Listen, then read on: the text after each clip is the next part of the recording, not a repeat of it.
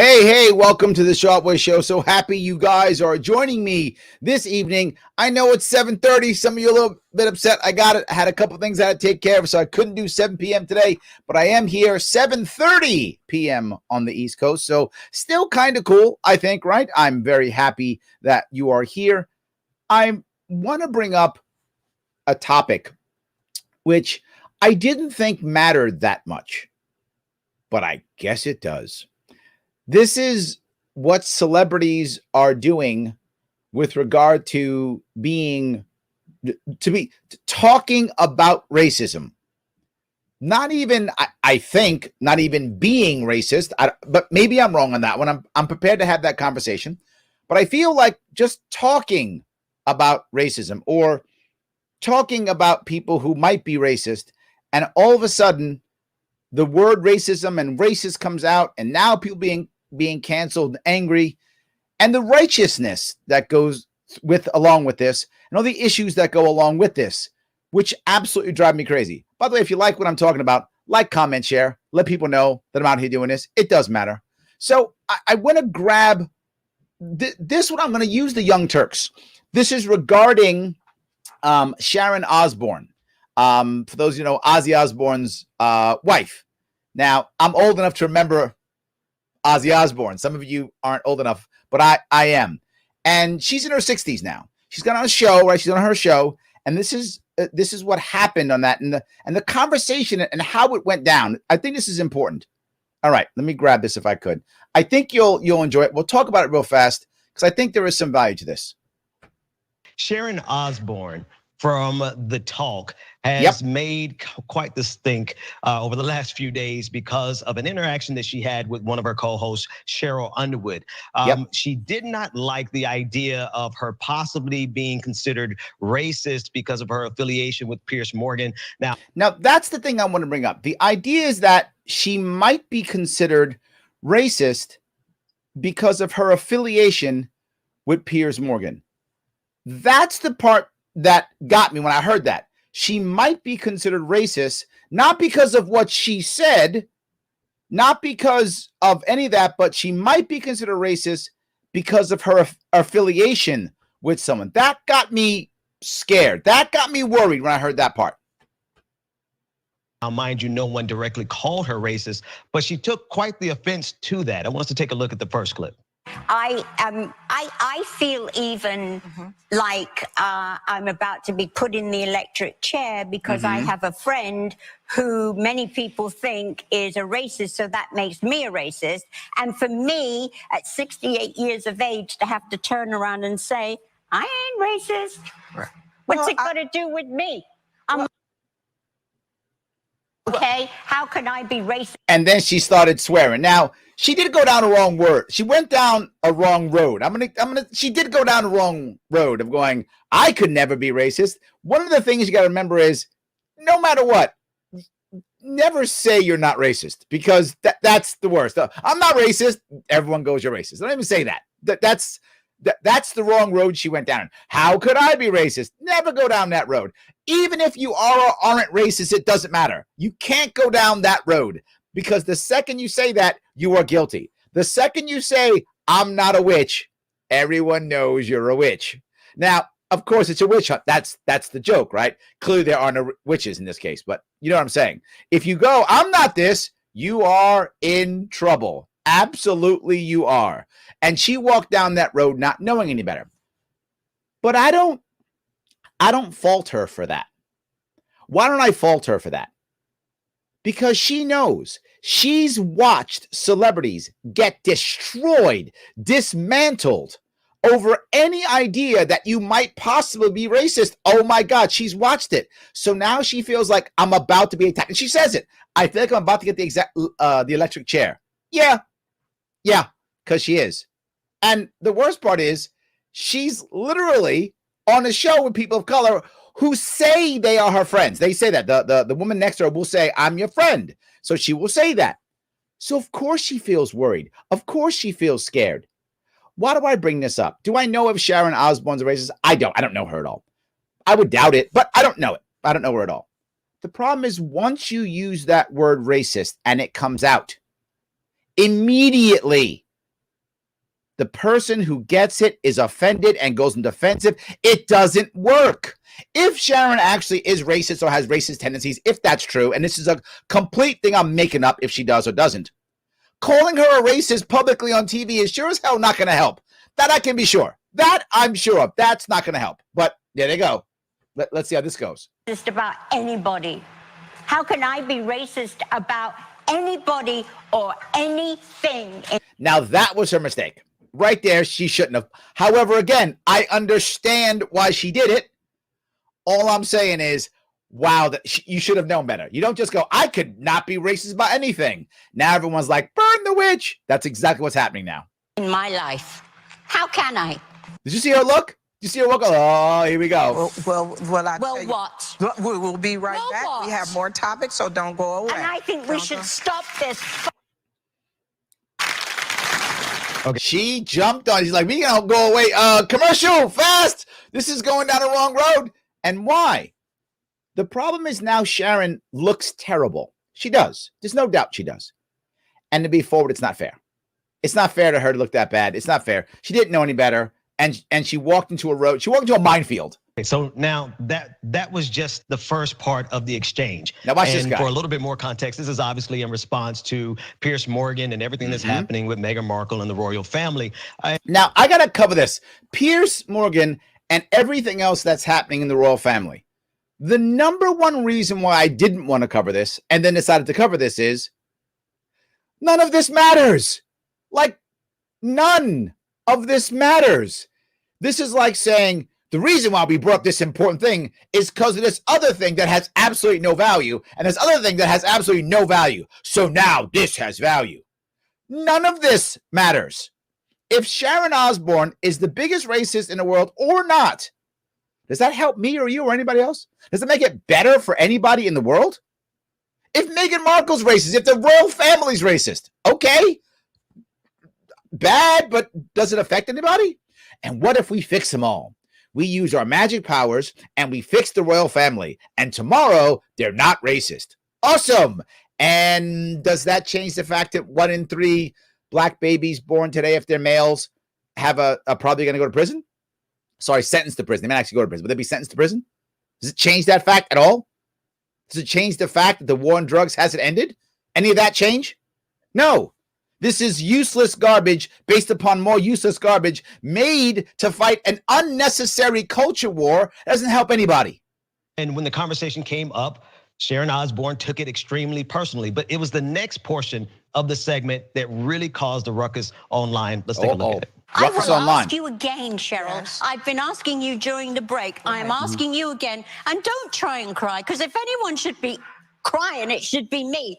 This is the situation. Yes. You tell me where you have heard him say, educate me, tell me when you have heard him say racist things. Educate me, tell me. But you know what she's actually saying, and this is the problem, that when you are trying to assist someone like this, and if this woman is her friend, if she is, I'm assuming she says she is, I'm assuming that she is. When someone's let me go. I'm going to take some of you back a bit.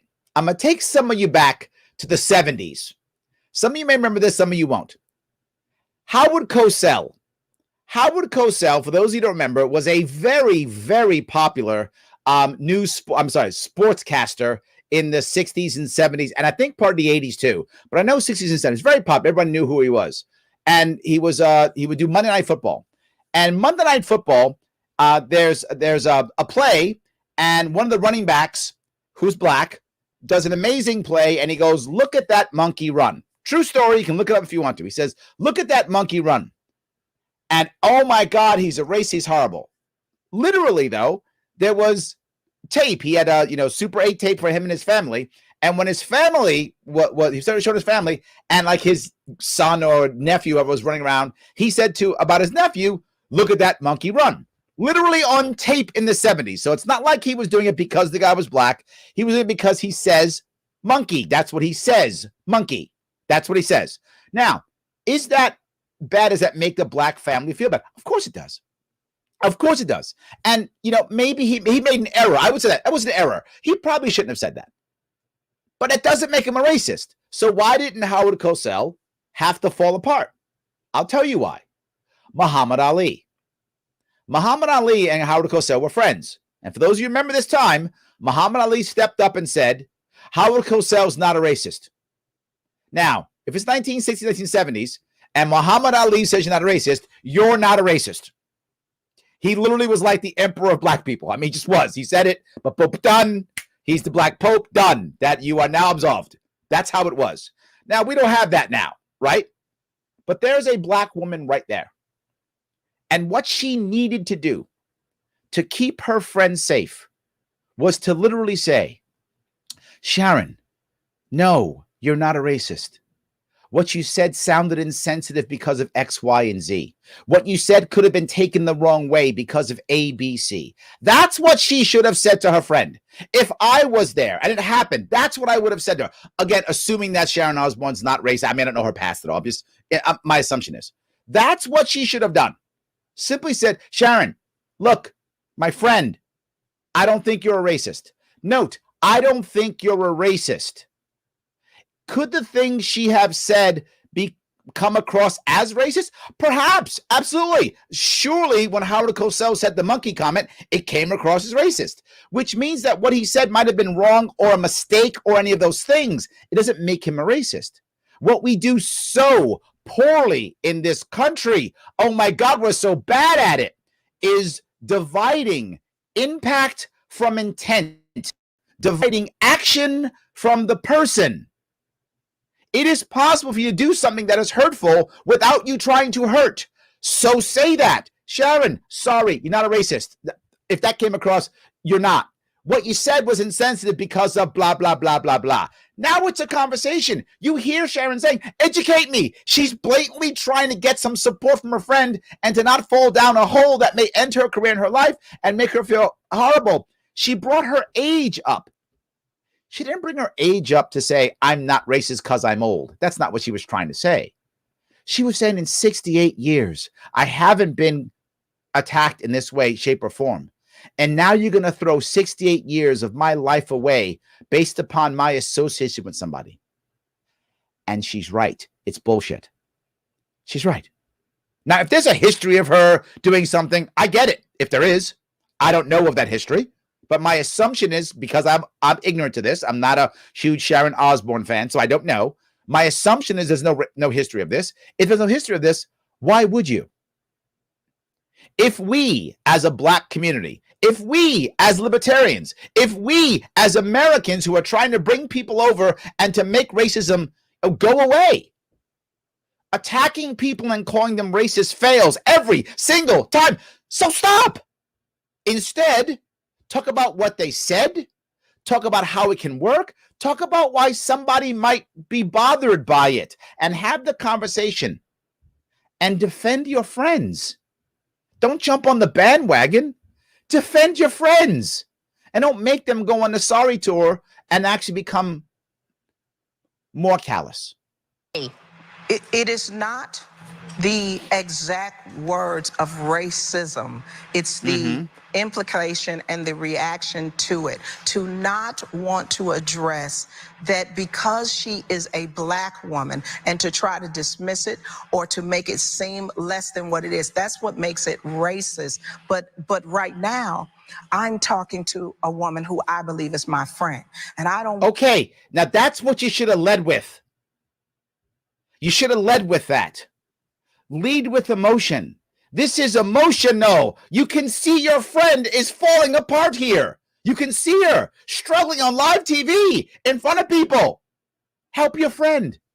Want anybody here to watch this and say that we're attacking you for being racist and for that. Did you see? She just said we're attacking you for being racist. And you watch her response.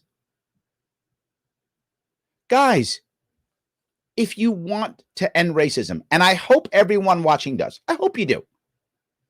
What you should probably stop doing is attacking your friends and calling them racist. You can say things your friends say might be racist in what they're saying, or the impact might be insensitive, or maybe find another word. How about that? That word is terrible. Terrible. We can't say the N-word, right? I can. I've been called it before, so I can. But unless you've been called before, you can't say the N-word. What? You find other words that are different ways of saying similar things. You find other words. So find another word.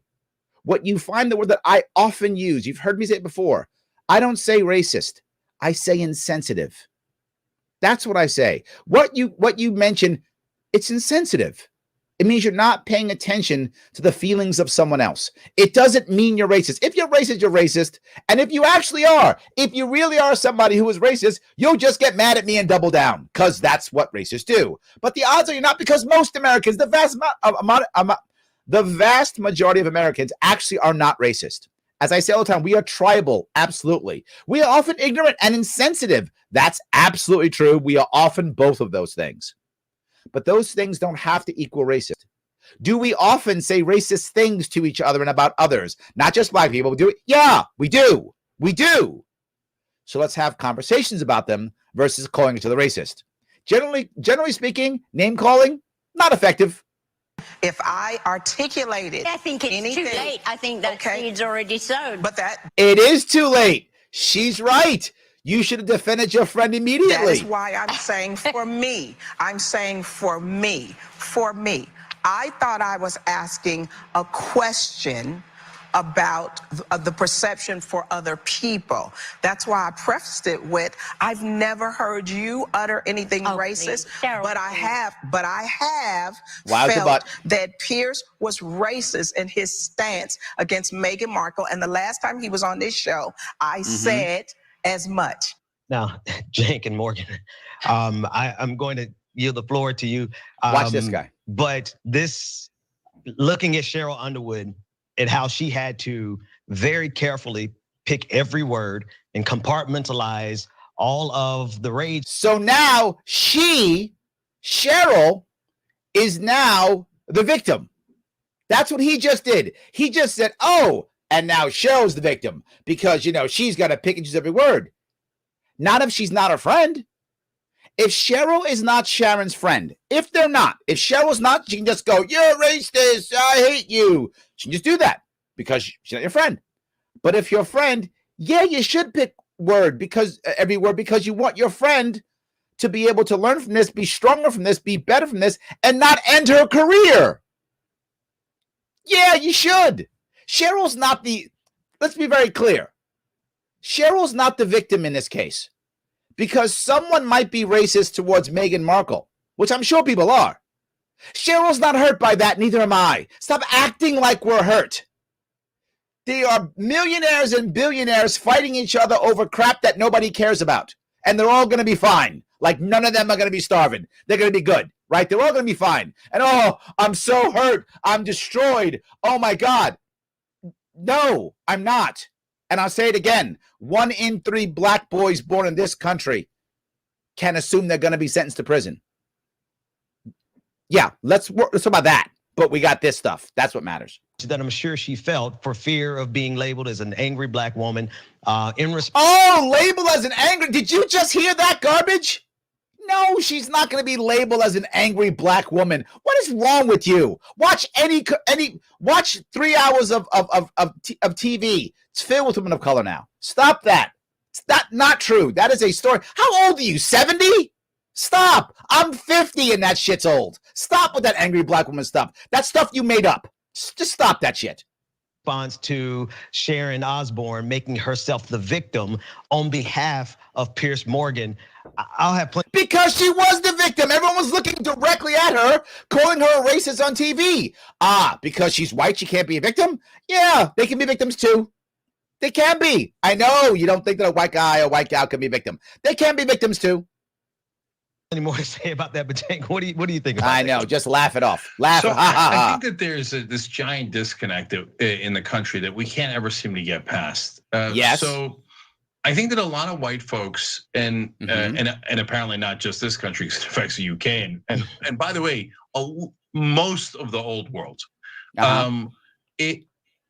For white folks, they feel like they're being personally attacked and insulted, etc., when anyone even talks about race. Just That's not always true. There's some of this is right, and the reason why they feel that way is because I've seen it. I've watched it. Because when people talk about race, then the racist card gets pulled out. But if you notice something, guys, if you watch my show, I don't always talk about race. Recently, because of the recent things, I've been talking more about race. But I really hope I don't make anybody feel awkward about talking about race. You guys have seen me on my radio show on this. I have absolutely taken tough questions. And if you watched my campaign, I was insulted many times, racial insults. I dealt with race constantly when people brought it up, but it wasn't part of my campaign. It's not really part of my show, but I bring it up when required because I want us to have conversations. I can't make it better if we don't talk about it. And if you're going to make it awkward, and if a white person thinks the second you bring up race, you're going to call them a racist, of course they don't want to talk about race. I wouldn't either. How about we stop calling people racist and start talking about the things that are insensitive to make things better? The beginning of a discussion of race, and they think, "Oh, are you calling me racist? Oh, that's it. I can't believe you think that I'm a bad person." Right? The second disconnect. Watch this. He just says that. I can't be thinking I'm a bad person. Isn't a racist a bad person? Right? Am I missing that? What he just said, what this supposedly intelligent human being just said, I can't be calling me a racist, and oh yeah, you call me a bad person. I would think if you call someone a racist, that's kind of a bad person, right? I can't be you call me what do you call me, a murderer? Well, yeah, I'm calling you a bad person, murderer, yeah. They think racist is someone who just goes up to black people and attacks them. Yes. Right. No, guys, that for white folks, no, that ain't it. Okay, so like. And look at him laugh. And the part that bothers me about this is he goes, well, look, white folk, that ain't it. Okay, I'll buy it. I'll buy that he's right. Because in reality, if you look at this from a very intellectual, point of view, meaning ivory tower, university level, sure, you could easily call someone a racist who has any racist thoughts. You could, on an intellectual level, only if it is a conversation that is about theory in some ivory tower. Yeah, sure. Okay, I could buy that.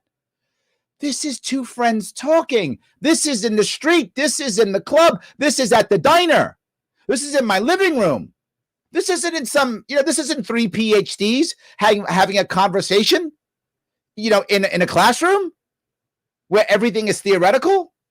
Calling someone a racist, what do you think? You immediately think of some guy wearing a Klan hood ready to hang a black guy, or some Nazi with an armband ready to, kill a Jewish guy. You immediately assume that. That is your norm. So of course you can't change that because you go, that ain't it. That's impossible. I remember when I was a kid and some white guy was trying, this white kid, that's probably 12, whatever. Some white guy was trying the same thing on me. I'm not joking. This guy literally said to me, and I'm just going to say it because he said it. He goes, you don't understand. All a nigger is somebody who's ignorant. If you call somebody a nigger, you're just calling them ignorant. That's what he told me. He was trying to explain that that's the meaning of the word. There is literally no difference in this. The N-word means the N-word. That's what it means. I don't care what the definition means in a dictionary. No one when you get called it goes, oh, hold on, what does that word mean? Oh, dictionary means ignorant person. Oh, you were just calling me ignorant. Well, we're fine now. That's not how that works. And when you call someone a racist, then go, let me tell you a dictionary definition. Oh, you mean I may have? No, the connotation matters. You are turning people off. Stop turning people away if you want to turn them on. I asked this question the other day online, and literally no one could come up with an example. Is there anything where the right wing has said, yes, that actually is racist? That's a valid issue. And the reason why that's a valid point. He's valid on it. It's very hard to find people who are on the right to actually admit that anything's racist. It's difficult. And there are two reasons why this becomes difficult.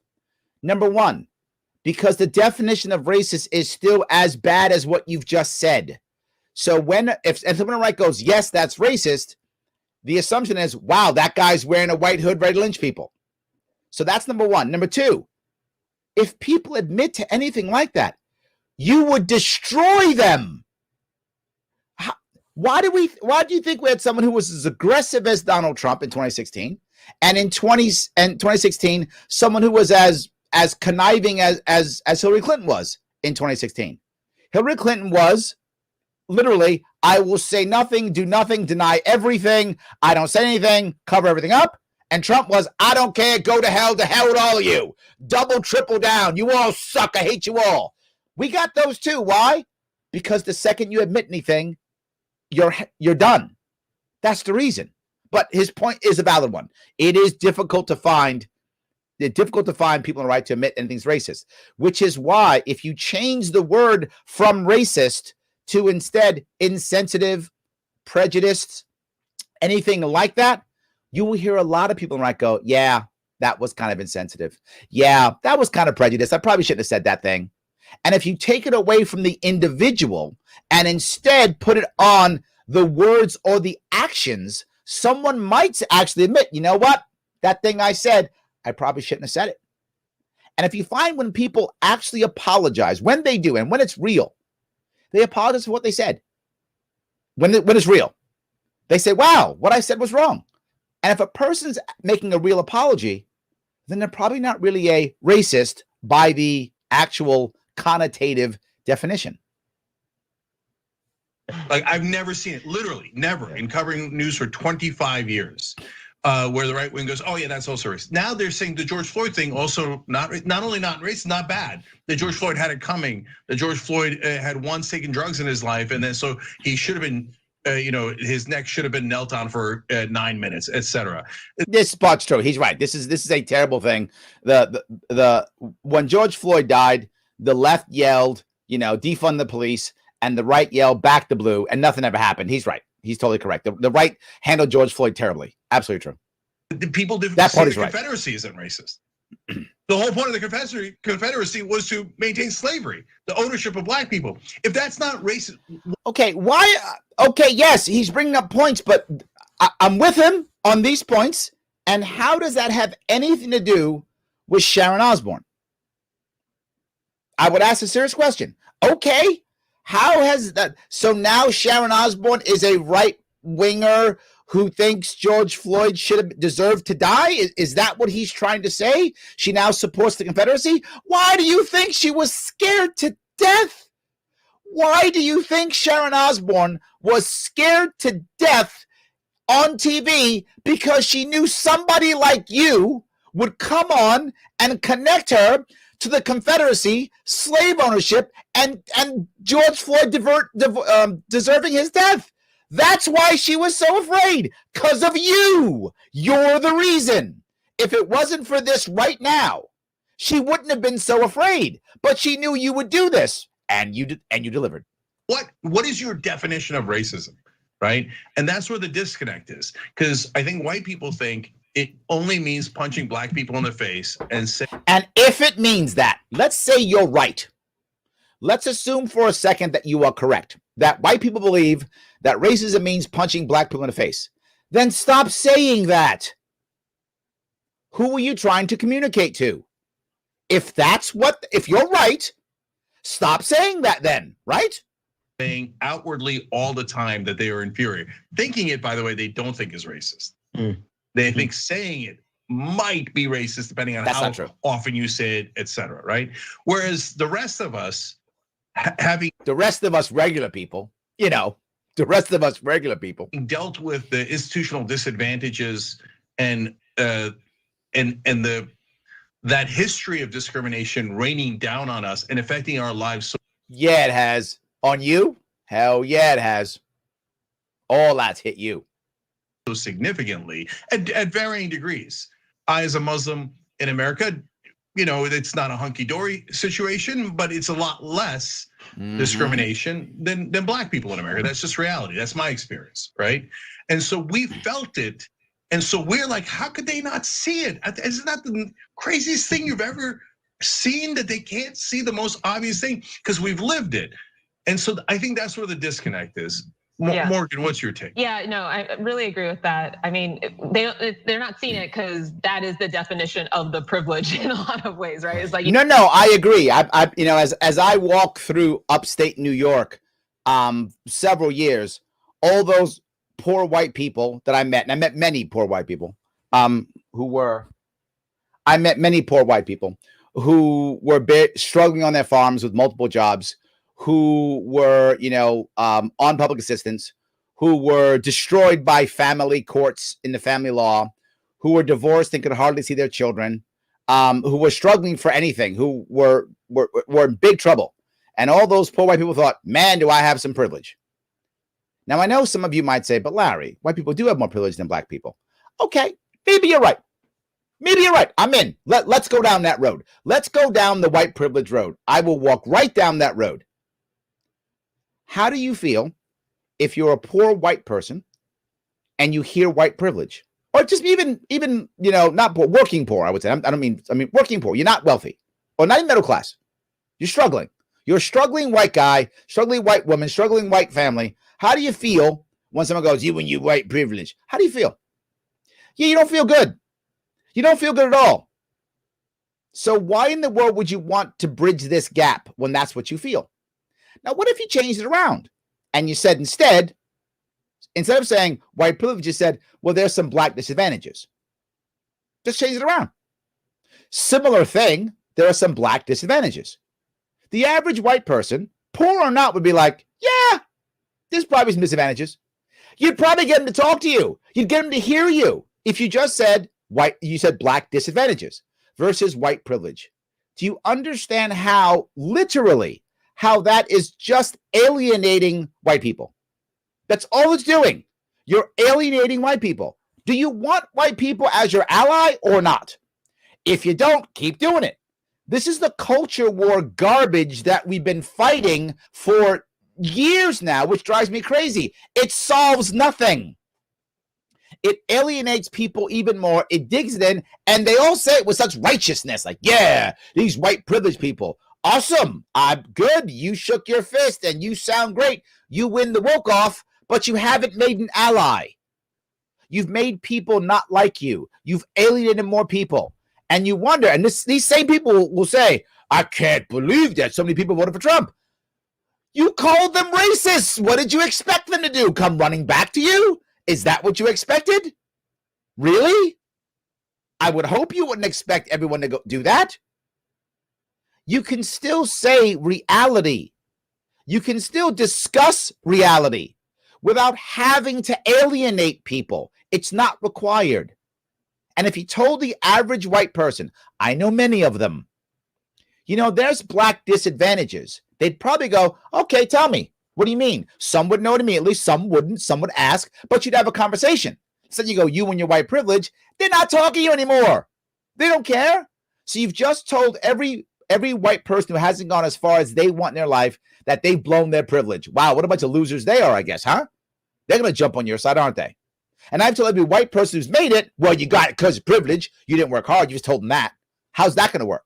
And you've told every black person who's made it, right? Oh my God, how'd you make it with this white privilege? What's wrong with you? You've done nothing but hurt people. Again, and I'll go back to this again. If you're talking about, look, it's an ivory tower conversation with 3 PhDs in a university, have that conversation. It's theoretical. We're discussing the concepts of privilege and blah, blah, blah. Fine, have that conversation. But to have that in the diner, to have that at the bar, to have that at the job site, what are you thinking? What are you thinking? You don't have to see it. And so I think, you know, just getting back to one thing Ben was saying, we've all been there where Cheryl was in having to like exercise that restraint. Also an additional burden that a lot of white folks do not have to experience. But yeah, I think it's been interesting in the whole aftermath of the Harry Meghan. Are you trying the burden of trying to get your white friends to understand your condition? Yes, that's a burden. So you have an option, which I see is what ended up happening. Don't have white friends. Or you can have white friends and have those tough conversations. You guys see me have them at least once a month, sometimes more. They're tough conversations to have, but I have them. An interview too, how little focus there is on like some really critical things that matter for a lot more people than just Harry or Meghan, right? Hold on, little things that are really important. She says this, she finally goes, sounds like it's gonna work. All right, now we're talking some real things. You mean maybe that right now in America, if you are a black person in America, a youngster, the average chance for you to graduate, your graduation rate at a 6 years, how the average person graduates, is 37%. 37%. Compared to all the other groups, ethnic groups, not black, that's over 50. You mean something like that? How black families are throwing their money in the garbage and going to debt and not even getting degrees? Or 1/3 of them boys going to jail? Is that what we're talking about? The fact that we had Piers Morgan, who was normalizing going after a black woman with a huge platform in this culture and dynamic right now that can be fueled by social media. So that's the issue. So the hard part is Piers Morgan can go after a black woman on social media. That's the issue. You know, as soon as Piers Morgan started to insult Meghan, to be clear, Meghan Markle, a millionaire in a foreign country.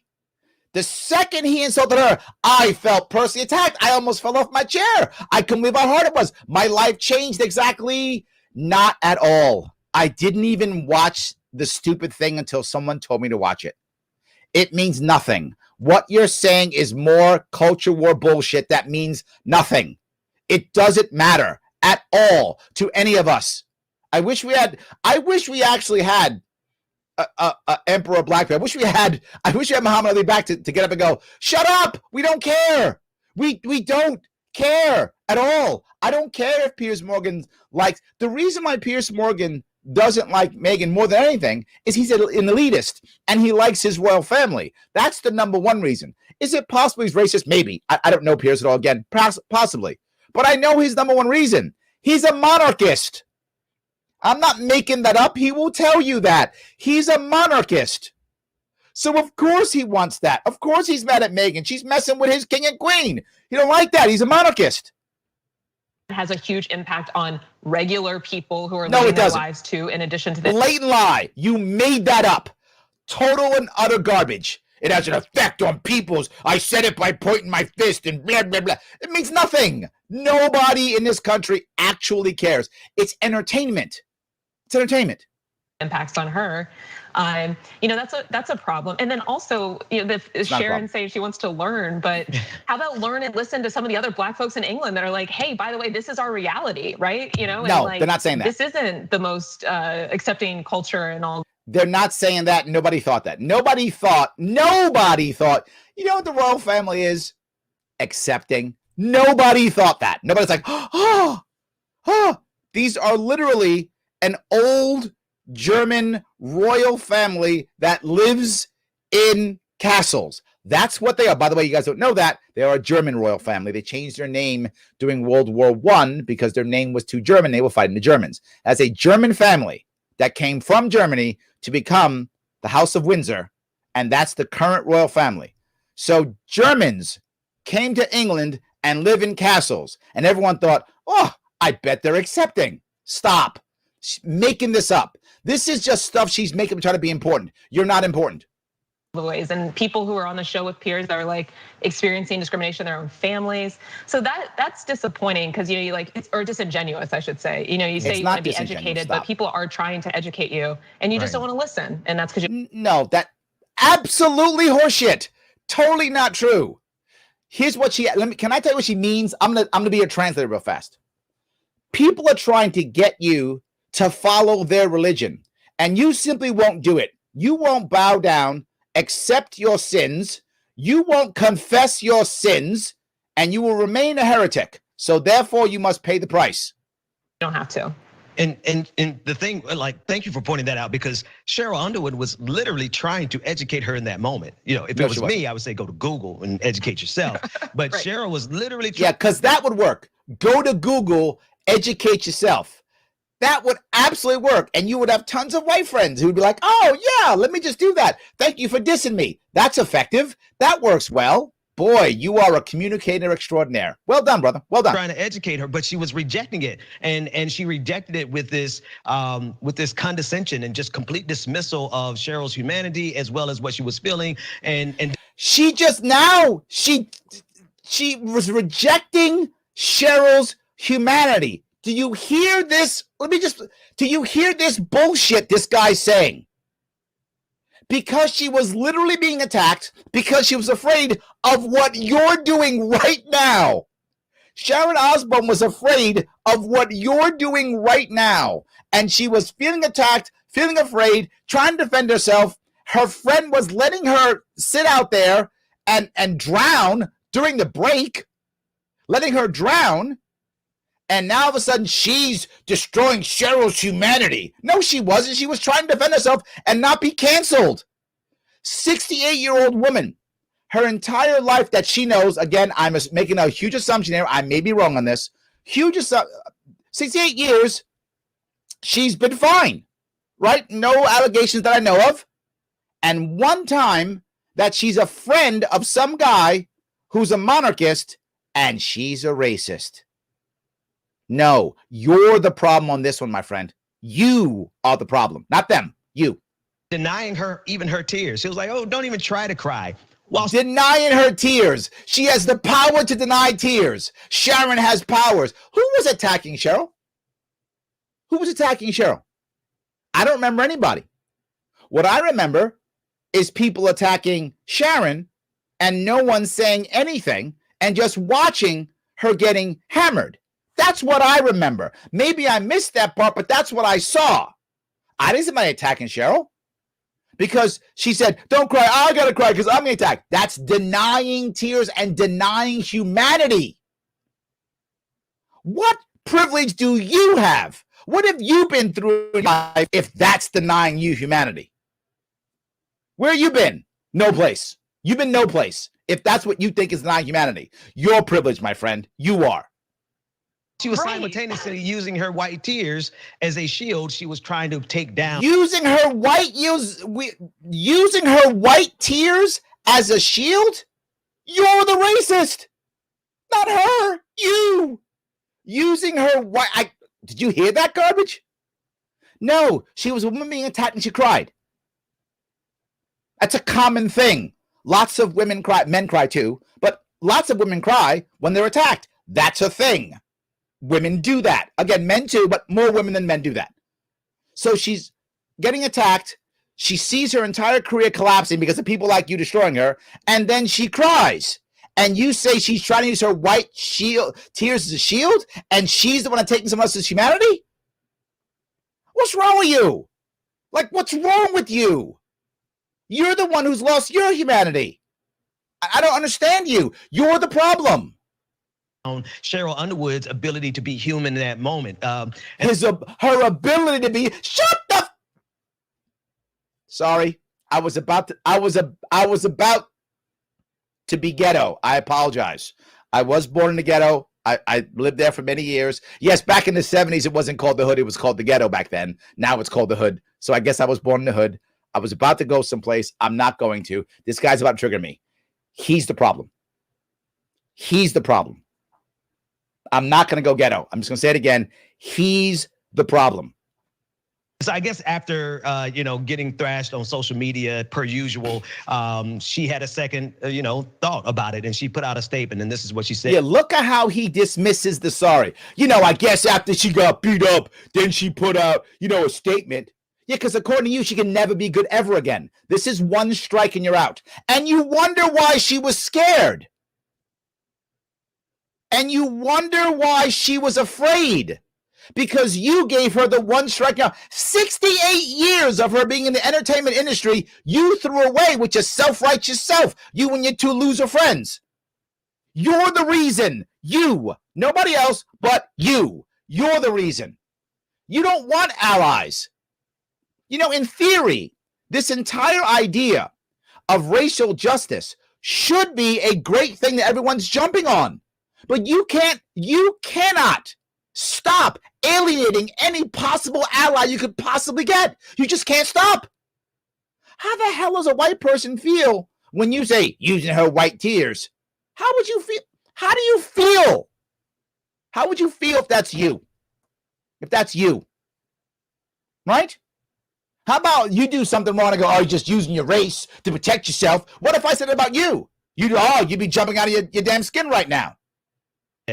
She said, after some reflection, this is Sharon Osbourne speaking. After some reflection, after sitting. Hold on. Now she's going to repent her sins because now she must. She was a heretic. She must now repent her sins. With your comments and sitting with my heart, I would like to address the discussion on the talk this past Wednesday. I have always been embraced with so much love and support from the Black community, which just abandoned you immediately.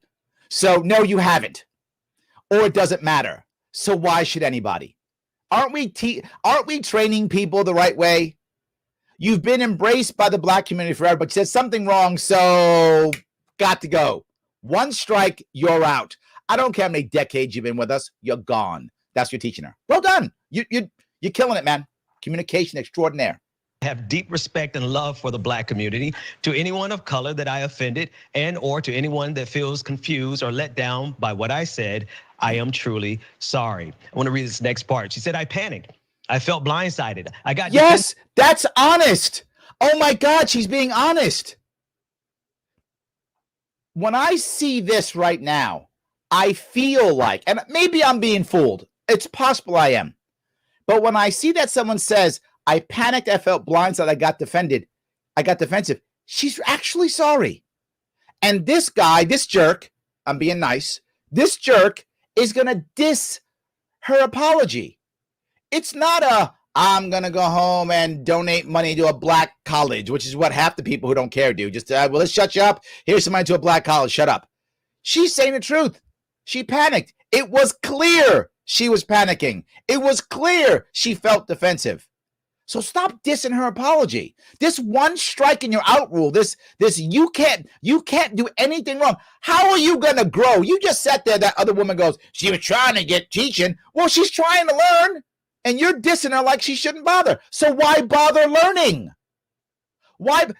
Piers got up and walked away. I get why he did. He didn't want to do this shit, so he said, I'm out. You're gonna hate me anyway. Hate me over here. I'm gone. So this is what we get. We get her. She says sorry, she gets dissed, and Piers tells everybody to go to hell. Well done. You're winning, aren't you? Winning. And allow my fear and horror of being accused of being racist take over. There are very few things that hurt my heart more than racism. So to feel associated with that spun me fast. I'm not perfect, and I'm still learning like the rest of us. And I got to tell you something. I have actually seen this in action.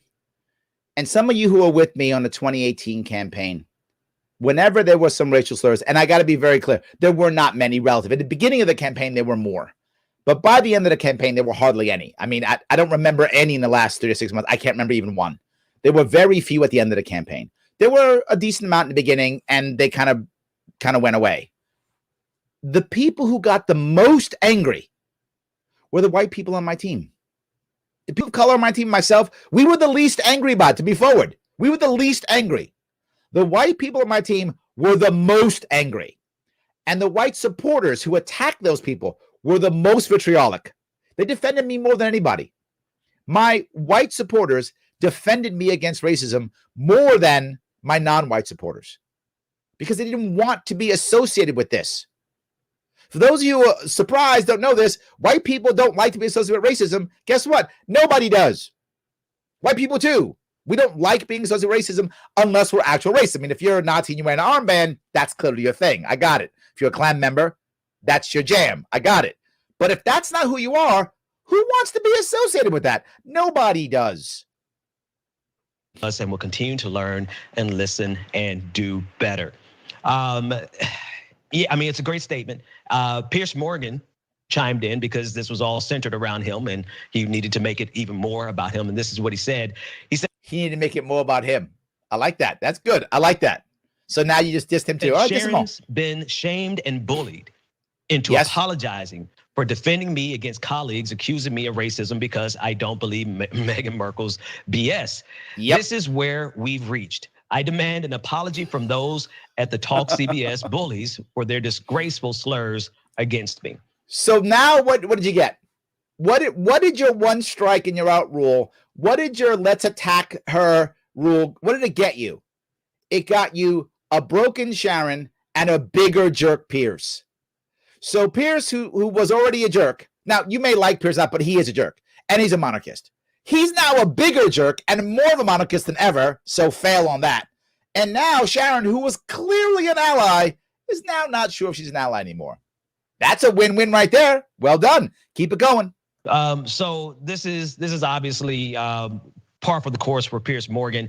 And I'm sure it does have a lot to do with racism because it is Piers Morgan, but it's also. So by default, he's a racist, I'm sure. Not that he's a monarchist, he's just a racist. That's what it is, Piers Morgan, of course. What else could it be? Drenched in his usual misogyny and, some of his jealousy with the stories that he's told himself. But nevertheless, he's inserted himself personally back into this, despite the fact that Sharon Osbourne herself is backing up from it. Cenk. Yeah, so did Piers Morgan change his Twitter picture to include a black person in it? That is unreal, man. Look at that. Oh, That's you are so obvious, dude. That's what you get. That's just the most embarrassing thing I've ever seen. Okay. He's doing that literally to troll you, and it worked. Like Piers is doing that to troll him, and it totally worked. Totally worked. I'm not a Piers Morgan fan. I'm not. I'm just saying, Piers, well done. I know why you did it. That's the kind of crap I'd have done. So I know why you did it, and just you did it to trigger them. I was trolling, and that's high power trolling right there. High power trolling. All right. So let's just note that for the record and move on. Look, guys, the original controversy is Meghan Markle says somebody in the royal family was concerned about the skin color of their baby. To me, I find that to be the single most believable story I have ever heard in my life. And not just because I've seen racism in America, but because I'm also from the old world, where in the old world, that is rampant. The talk of skin color, when you go to name a country. What are you talking old world? That's here in America. I get called light-skinned all the time. What are you talking about? Skin color? Do you know the black community at all? We discuss skin color all the time. All the time. And if you're black and you're listening or watching, you know exactly what I'm talking about, right? The darker the belly, the darker the berry, the sweeter the juice. Yeah, you heard that before? I know some of you don't know what that means. But yeah, some of you do. Is that what I'm talking about? High yellow, red bone. It's been around for a long time, my friend. I know where you've been. Again, I don't know. I guess you think you have a black card or something. You don't. So you might as well stop that already. Asian countries, India, Turkey, you name it. It doesn't matter if it's Russia or Mozambique, okay? Skin color and the shade of the color. No, Russians aren't concerned about the shade of your color. They're not. That's a lie. You made that up. That's not a thing. Even if you're black or even if you're brown, these are giant topics of conversation. And they're not giant. Stop. All right, I'm done. Can I go? Can I just end this now, guys? I just want to end this one. I got to get rid of. This drives me crazy. He's so full of crap. I want to vomit. It's terrible how bad this is. Right? I bring this up for several reasons. One, we do have racial issues. Of course we do. Of course we do. But are we trying to be righteous and to alienate one another, or are we trying to make things better? That's my question, right? What do you want to do? Do you want to be righteous? Be righteous. I got it. You can be righteous. But I'm telling you, if we communicate well, we can actually fix some of these issues. We absolutely can. I got to go someplace real fast if I could, and that is, do me a favor, guys, off topic, but pandemic survey. I know it's off topic, but hear me out. This survey is put together by theadvocates.org. They are my sponsor. Please click that link in the show notes. Please click that link in the description. Take it. It takes about 5 minutes to get that survey. That's about it. Finish it. When you're finished, share it. Let people know what you thought about all those things. Mask mandates, think about the vaccine, what you're being, all those things. It matters. We're capturing good, important information that people need to know. Please do that. It matters. It's free. It supports me, it supports the show, and it costs you nothing. But if you're getting some cool Biden bucks coming up here and you want to help me out, please go ahead. If you like what I'm doing, if you think what I'm doing has value and you want me to keep doing it, head on over to patreon.com/Sharpe Way right now. Throw me a couple bucks. You got a bunch of Biden bucks coming in, throw me a bunch. You don't, throw me $5 or $10, whatever it is, so I can keep doing this. It does matter. And as always, like, comment, share. I cannot stress enough how important that is. Let me grab a couple of comments if I can. A lot of you guys dropped some comments. Let me try to do this if I can. To just keep going down. I'll grab some of these. All right. Let me grab a couple of these if I can. Let's see here. I can remember all those friends from the Dean Martin roast. Oh, yes, Rebecca. Yes, you're giving away, either you're giving away your age or you're an old soul. Ali, Cosell, Rickles, all the greats just making jokes and race jokes on TV. Yes, absolutely. Yes. Paula says you can be insensitive without being racist, homophobic, or xenophobic. Yes, you can be any or all or a mix. Absolutely. And once you go directly to racist, you've just stopped the conversation. Now there's no conversation. Now you're just a bad guy, bad woman. That's who you are. It's over. I don't want that at all. So Kyle says, love you, man. Thank you, Kyle. Love you back. I appreciate that. Kendra says she was on the defensive because she was put on defensive. Yes, absolutely. I agree her friends should have stood up for her. People can't be erased like that for minor missteps. It's not sustainable. And here's the issue, though, Kendra. Some of those friends were afraid, too. They were worried, too, because one strike and you're out. How do you defend them? I mean, Ali took a little bit, for those of you who remember this, Ali took a little bit of heat for defending Cosell. Because Ali was supposed to be like, you white man, get rid of it, blah, blah. Of course, that he was supposed to do that. But he didn't care. He's like, I'm defending my friend. In Ali's mind, he's one of the good ones, right? That's how Ali, I'm sure, was thinking, right? She's like, I don't want to get rid of this guy. This guy's my ally. And for you back in the day, don't remember this, Muhammad Ali changed his name.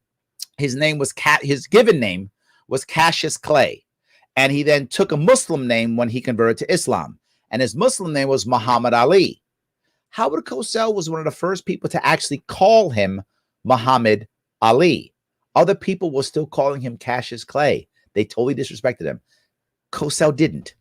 And that was there were many, but that was one of the reasons why they connected. Because Cosell actually respected Ali. He respected him and said, that's your name? All right, man. That's your name. All good. Others wouldn't do it. They would still call him Cassius. They would still call him that anyway. So, yes, sometimes you got to step up for people. You guys who have been in the movement with me have seen me support people. And I've taken a lot of hell for supporting people. But I stood behind them. And when I stood behind them, sometimes I stood behind them to the end. And you've watched me do it. But I stand behind you. What does that mean? If I got you, I got you. If I don't, I don't. But if I'm behind you, I'm behind you. And if you're going to get your butt kicked, I guess we're getting our butt kicked today because I'm still with you. It does take courage to defend friends like that. And her friend should have defended her. They should have. If they wanted Sharon Osbourne to be a true ally and watch other people go, oh my gosh, she's defending her. Huh. Yeah, that's how you do it. That's how you bring allies in. Of course. Yes. So Lisa says, love hearing your take, Larry. Love your empathy. I'm trying to make things better, Lisa. I'm not trying to be righteous. I'm trying to make things better. Absolutely. So Brandon says, can we watch Tucker and the Indian guy? It's more interesting than this, to be honest. Sharon ain't racist. Who are they saying is racist? Ozzy? No, actually, they're saying she was. But worse, she was because she was not. I deal with this issue in the LP. A lot of people in the Libertarian Party, the Libertarian movement get mad at me because I won't hate the other, right? So you got to hate this person. You got to hate this guy. You got to hate them. That's the way to do it. And I won't hate the other person. I just won't. I won't hate them. If they ask for help, I'll still help them. I will not. You're in my family. You're in my family. It's how that works. I might be mad at you. I might tell you I'm mad at you, but I'm not abandoning you. You're my family. We're good. They get mad at me and say, now I'm as bad as that person because I won't condemn them. And my problem with condemning people or calling out, I hear it all the time. You got to call these people out. You got to call them out. Okay. Why? Why? Because it's the right thing to do. Great. Why? So I call out some guy. He's a bad guy because he did this. Okay. Did he change? Anything change?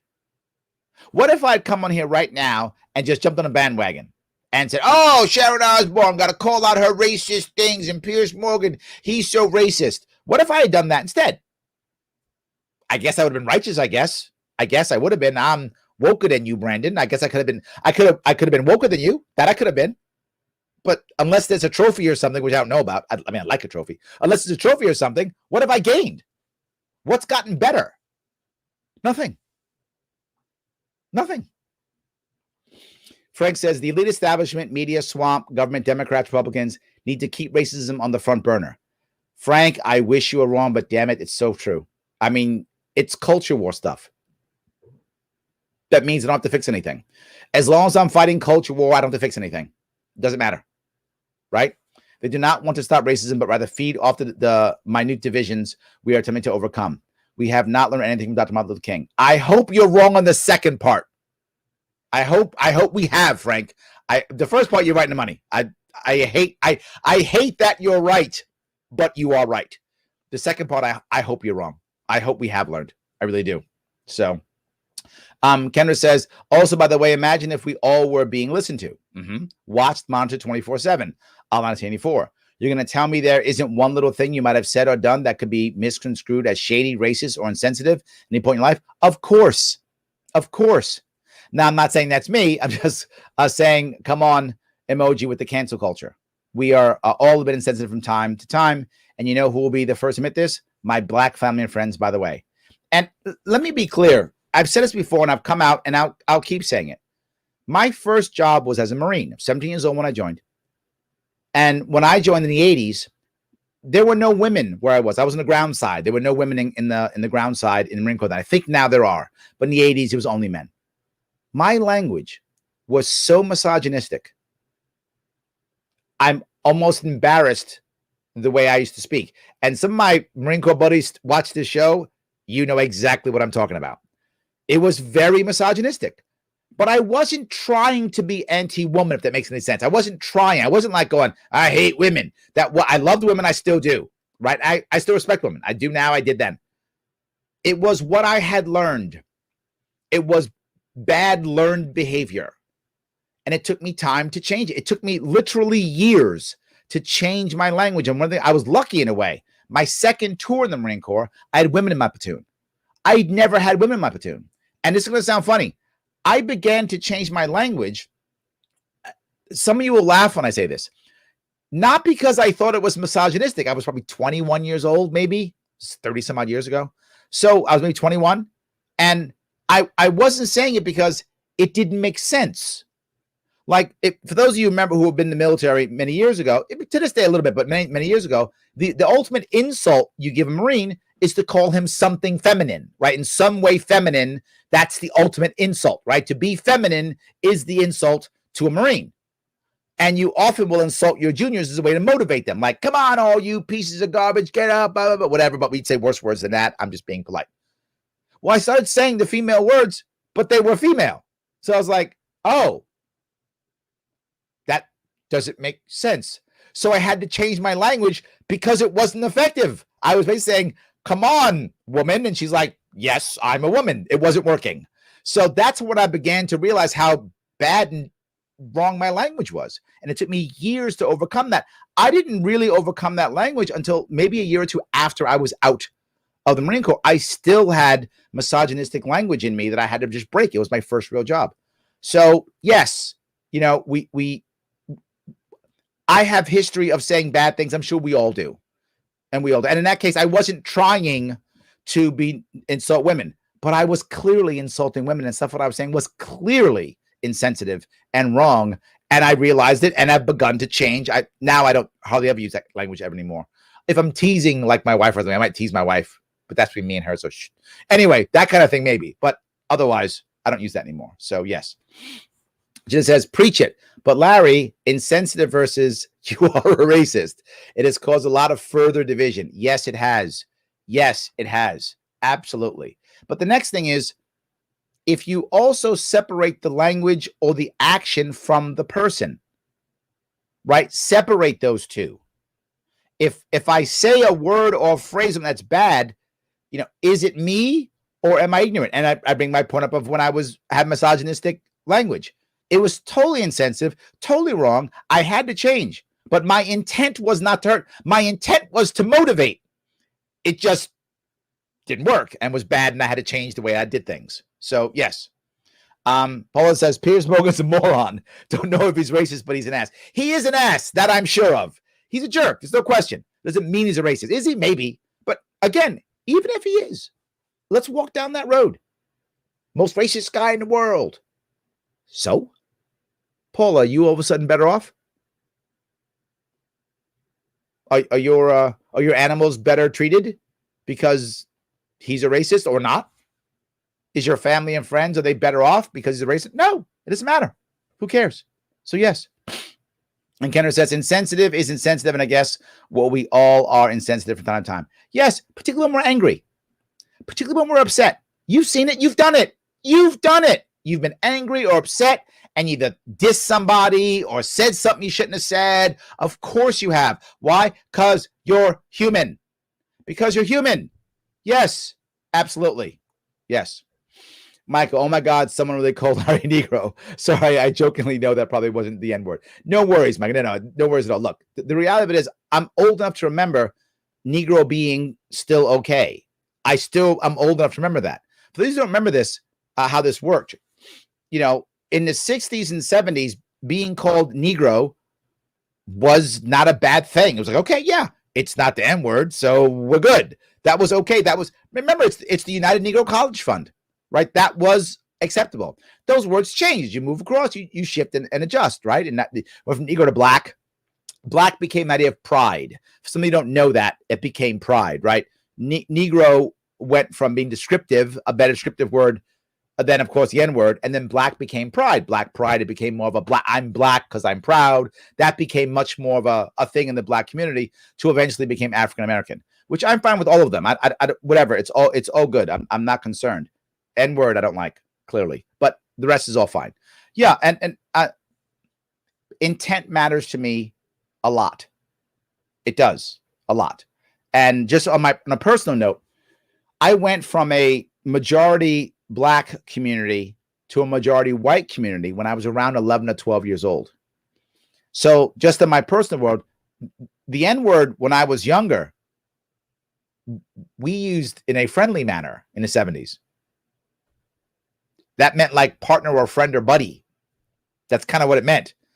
I never actually got called the N-word in anger or in any negative way until I was on a school bus, which I'd never been in a school bus before because I used city buses or I used to walk when I was in the Bronx until I went to Long Island. That was the first time I was ever called it.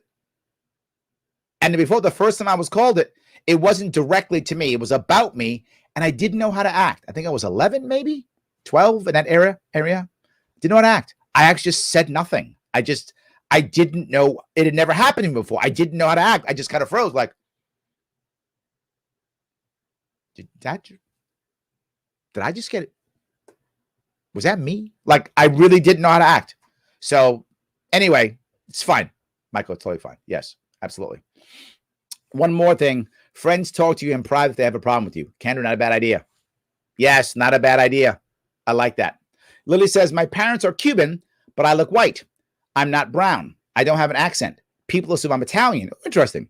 We should never assume things about others. Most people don't even know Megan is Black. That's true. She is very light, right? She's very light for being Black. She's very light. So some people probably wouldn't know. But yeah. The other issue, though, again, is, okay, they're racist. Okay, they're not. So what? It's culture war garbage. I don't care, right? I don't care. So Ricky says, I wonder if it's better than being labeled uppity. Oh man, Ricky, well done. Well done. Yes, well done. That's got a special, emotion to that one. Thank you. The uppity ones were the ones we had to deal with. So thank you for bringing it up, Ricky. I appreciate that. Yes. So, did you listen to Ozzy Osbourne or Steely Dan in the 70s? I did like Ozzy Osbourne. I did. Absolutely. Yes. Yep. Watching this makes me as angry as Larry watching Cuomo. I'm not sure that's true, but yes, absolutely. Yeah.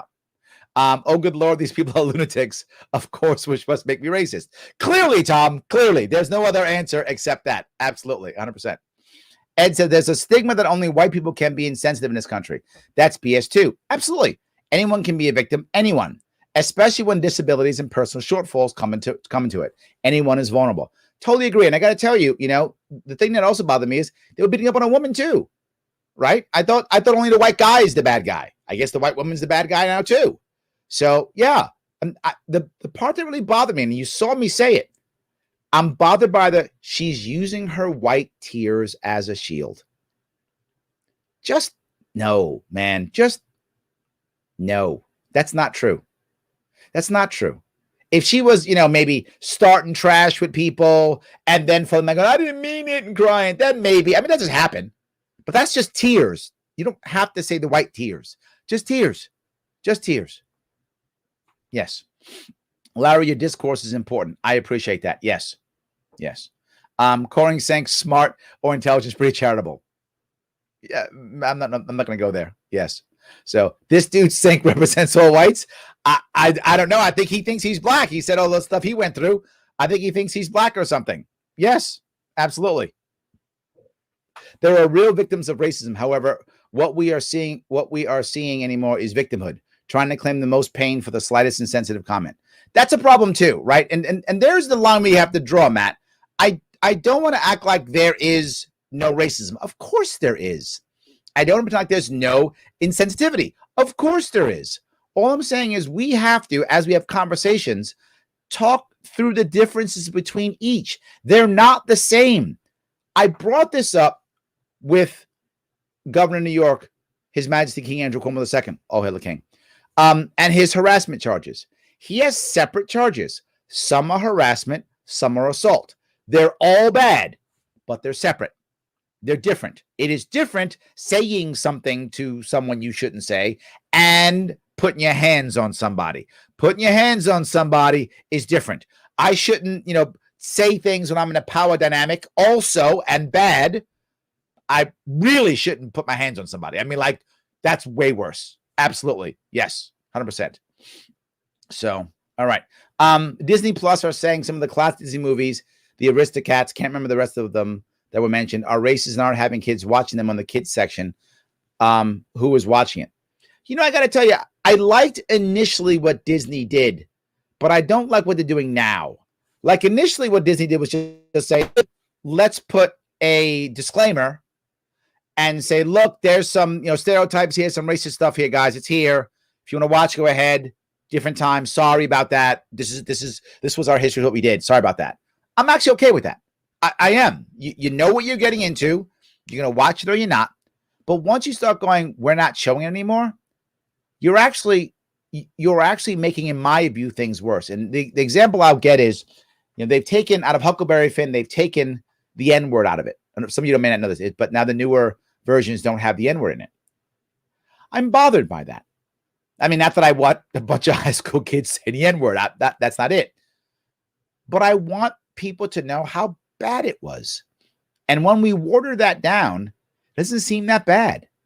I want high school kids to know that was mainstream media then, right? Huckleberry Finn, Uncle Tom's Cabin, these were all mainstream media at the time, right? So people, they got books and they passed them around. That was mainstream media. People should know what it was. I really think so. Kenner says, guess what, Larry, you're right. And guess who would agree with you? Oh, or did this one. Sorry. Yeah. My black family. Yes. Sorry. Exactly. John says, as a white male, I feel comfortable talking about race within libertarian circles. Yeah, John, that's a good point. But within the liberal and conservative circles, it always becomes an issue instead of an actual discussion. Yeah, it's a valid point. I think libertarians tend to be better on race, having the conversation and making it a real conversation based upon ideas and concepts and policy versus, left and right. Yeah. I don't take offense to this statement, but it bothers me for young children to hear today, all white people are racist. They grow up learning that they should feel bad based on the color of skin. Yeah, right. And you wonder why, so many people are running away from either party. It's because it becomes all people of this group are bad. And the reality of it is just not true. It's just not true. So, yeah. Yes, you won't find Tucker anything racist. Rush the same way, I think. It's true. It's tough to find. It is difficult to find that. It is. It's difficult. Chaz says, I lean right politically and I call out bigots all the time. Thank you. Yes. For saying that I'm sort of a race traitor or self-hating Jew because of my political beliefs. Yes. I think many libertarians do. But, I think the point, Chaz, is that most of the mainstream, pundits don't. I think that's what it is. I think that's it. Yes. Paula, I had a black employee who called me the N-word and said she meant it as a compliment. I never quite figured that out, but we are in all cool, and I never pressed it. Thank you for just walking past that. I appreciate that. That was a good move.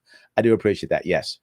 So the problem today is that people conflate bigotry with racism.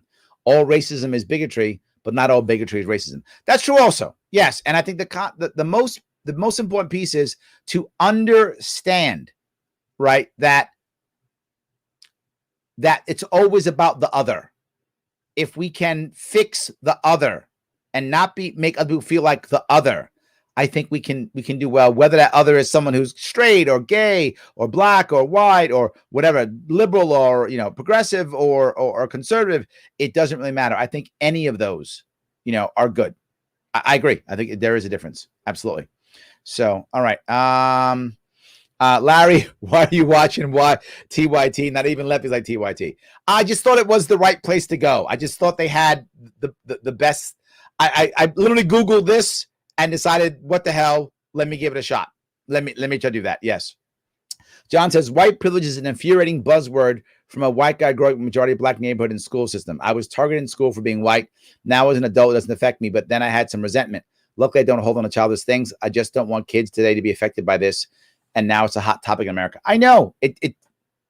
Again, are you talking about a conversation that is theoretical? Are you talking about a conversation that is, again, 3 PhDs in a university? Fine. Use those phrases because it's a theoretical conversation on stuff. Fine. But once you move that into everyday, it's a problem. It really is. Sam says, what is interesting is the odd false dichotomy of X group has all kinds of problems and Y group has none. Thank you. Yes, I'm pretty sure everyone has problems and the problems different relative importance. And this is a piece I want to bring up. Like, people got mad at Meghan for saying, oh, woe is me.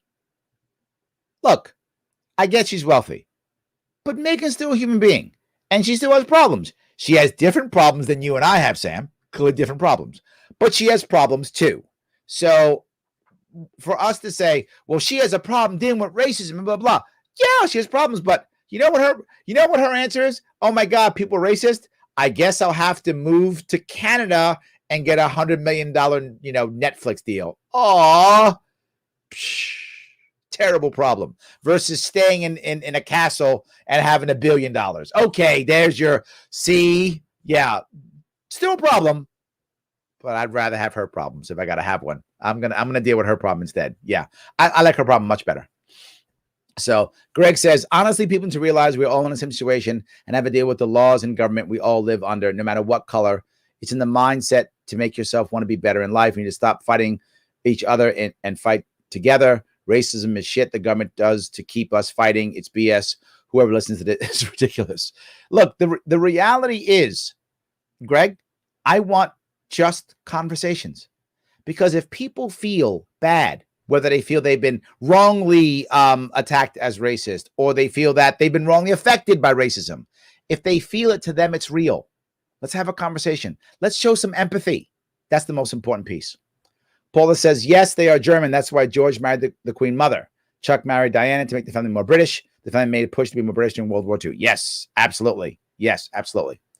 Kelly says, Larry, I will tell you, as a white suburban soccer mom who has also worked as a volunteer in some of our poorest neighborhoods in Rochester, I'm offended by the term white privilege. Rochester's got some tough neighborhoods, Kelly, it does, and some of the worst school districts in the country. It infers I got something special, and that's why I have the life I have. I know it's insulting. It's alienating. That's why I don't like using it. It's alienating. I was not and am not privileged. I have had to fight for everything I've achieved. It isn't that I have white privilege. It's that I got what I should be afforded to every single human being. Some, especially people of color, were deprived of that. A much better way of looking at it, and a much better way of having conversation. Yes, a much better conversation, 100%. Yes. Susan says, Larry, tuning in. I like this presentation. You small and off to the left of the screen. New sound bites or guests bigger on the right. Works better visually. Everyone is too under the microscope. These are tough times. Humility is a lost art. Yes, absolutely. It totally is. I can't stand that. Yes. So, all right. Tom says, shut the F up. Thank you, Tom. You read my mind. I appreciate that. Yes, I do appreciate that. Larry's on fire tonight, says Sean. Thank you. I appreciate that. I'm trying my best. Absolutely. So Susan says, I really like your point. One strike and you're out. That's the biggest issue. You can't have change and have one strike and you're out. It doesn't work. You can't have both, guys. It just doesn't work that way. There's no way that you can do both. If you want change, you can't have one strike and you're out.